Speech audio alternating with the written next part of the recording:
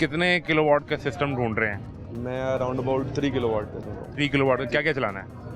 मेरा बेसिक जो पर्पज़ है ना वो बैकअप सप्लाई है और अपने यानी बिजली के UPS बिल को इस्तेमाल कम करना चाह हाँ रहे हैं। यूपीएस भी और बिजली के बिल को थोड़ा कम करना चाह रहा हूँ क्योंकि बजट रिस्ट्रिक्शन की वजह से मैं 3 किलोवाट का सिस्टम ही मतलब मैं आपको बजट आपसे पूछता हूँ, लेकिन पहले मुझे ये बताएं कि अभी घर में आपके एक मीटर है कि दो हैं? एक है, सिंगल मीटर है। सिंगल मीटर, तो आप तो 200 यूनिट क्रॉस कर जाते हैं। मेरा 480 से भी ऊपर चला था। आपको 485 बिल कितना आता है फिर? अराउंड अबाउट 40-45 के अराउंड पड़ता है। सर ये अब जिसका 40-45 हज़ार महीने का बिल आ रहा है, ये 3 किलोवाट का सिस्टम लगा लें तो ये उस बिल में से कितने पैसे बचा देंगे? ऑलमोस्ट कोई 20 से 25%। उसकी रीज़न ये है कि इनका रात का यूनिट ज़्यादा यूज़ हो रहे हैं, दिन में इनके कम है। ऐसा ही है जी? बिल्कुल ऐसे ही है। आपका ये जो दिन का जो है ना वो आपका कम हो सकता है। अच्छा, आप मुझे बताएं कितने एसी इस्तेमाल कर रहे हैं फिलहाल अभी 1.5 टन का एसी इस्तेमाल कर रहा हूँ। जिससे ये बिल आ रहा है? हाँ जी, ये बिल आ रहा है। बस ये होगा कि अगर ये 1.5 टन में दिन के तरफ चलाएंगे, अगर 8-10 प्लेटें ये लगा लेते हैं तो दिन का टाइम इनका फ्री हो जाएगा शाम 6 बजे तक या 5 बजे तक। उसके एक एसी 3 किलोवाट में चला जाएगा सोलर पे। 3.5 का अगर ये लगा लेते हैं तो इनका सोलर वो चलना शुरू हो जाएगा। अब एक लम्हा आपसे एक्सपर्ट ओपिनियन जानने से पहले, आप 3 किलोवाट में कितना बजट देन में रख के आए हैं? मैं खुद भी, मेरा प्रोफेशन, मैं इंजीनियर हूँ खुद भी, तो मैं इसलिए वो इसका मतलब है कि by profession I am electrical engineer also. दोनों इंजीनियर मिल गए हैं। अब अपनी जुबान में बात नहीं करनी, वो करनी जो मुझे भी समझ आए साथ। तो कितना बजट आपके जेन में है? मेरे जेन में 350 के अराउंड है।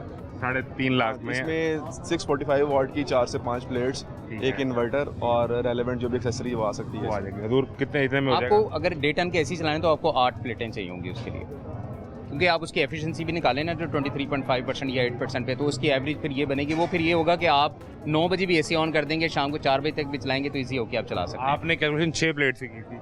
हाँ जी।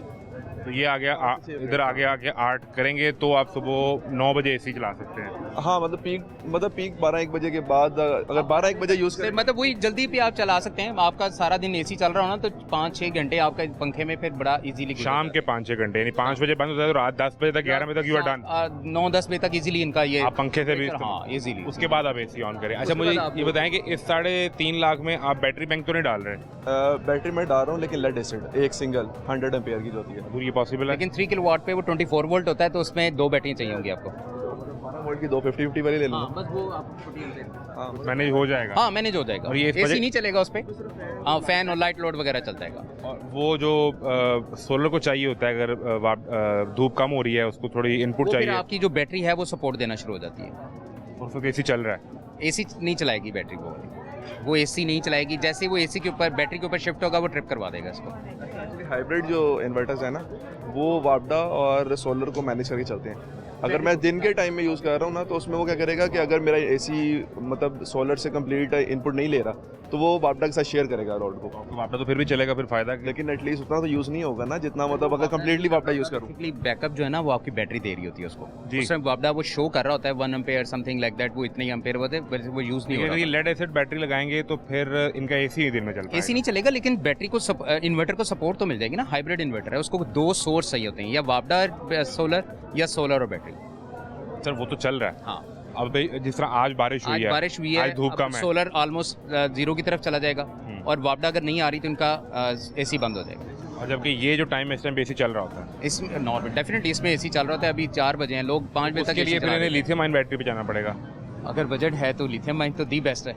और वो 3.5 किलोवाट का अगर ये इन्वर्टर लगाएं और 3 किलोवाट के सिस्टम में तो 2.5 किलोवाट की बैटरी पे जाएंगे। हाँ 2.5 किलोवाट, 1.5 लाख रुपया, यानी ऑलमोस्ट तकरीबन आपका 3.5 लाख से सीधा 5 लाख पे चला जाएगा। बैटरी भी डिपेंड करता है। अगर सिंपल लिथियम बैटरी पे जाऊंगा उसकी लाइफ भी 3 से 4 साल होगी। अगर आयरन फॉस्फेट होगी उसकी साइकिल ज़्यादा होगी। हाँ तो कंपनी वारंटी देती है।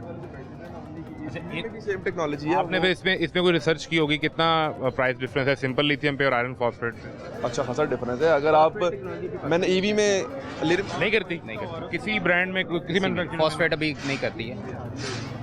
ईवी के अंदर बैटरीज में लिथियम आयरन फॉस्फेट में है और उसका 60-70 हज़ार का फ़र्क है। इस बाइक का सेम मॉडल हो, यानी अगर आप ईवी बाइक लेते हैं जिसमें सिंपल लिथियम है और जिसमें आयरन फॉस्फेट है, 60-70 हज़ार का फ़र्क है। फिर आप वो बैटरी निकाल के लगाएंगे। वो बैटरी से छोटी होती हैं, ये 5 किलोवाट की मतलब नहीं वो अभी तो पॉसिबिलिटी में नहीं है ना सर, वो अभी नहीं लगती। अभी नहीं। तो जो सिंपल लिथियम लगाएंगे जो 1.5 लाख रुपए की आप कह रहे हैं, उसकी लाइफ कितनी होती है? वो कंपनी उसकी जो क्लेम करती है वो 5 to 7 ईयर करती है, लेकिन वो डिज़ाइन तो 10-12 साल के लिए होती है। कितने साइकिल? 6000 साइकिल होती है। 6000 साइकिल, पर वो 1.5 लाख रुपए आपको बढ़ाना हाँ, पड़ेगा। ऐसे। अभी आप उस पे नहीं जा रहे? नहीं, मैं उस पर जाऊँगा 3.5 लाख में? नहीं नहीं, बिल्कुल।